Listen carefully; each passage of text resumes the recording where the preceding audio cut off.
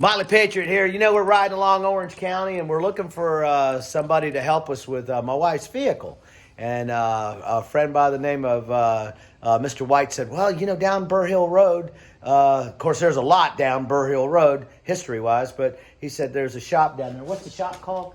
Honaker Automotive. Honaker Automotive. We're going to talk to him Monday about giving us some local town help. But I bump into two gentlemen. What's your name? Stanley. Stanley? Brian. Brian. And you know what they're working on?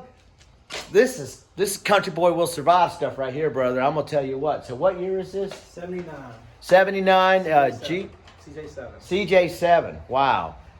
It doesn't look like your average CJ7. Looks like it's got a little more attitude and a lot more steel in it. And what's the motor?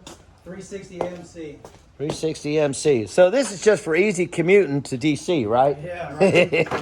You're going to drive over top. But anyway, Orange County, a lot of good people. Just wanted to say hey, and there's a reason we like it out here, and I don't think they'd let you do this in Fairfax, would they? No. No, sir. No, sir. Well, thanks, gentlemen. Hey, thank Take you. care.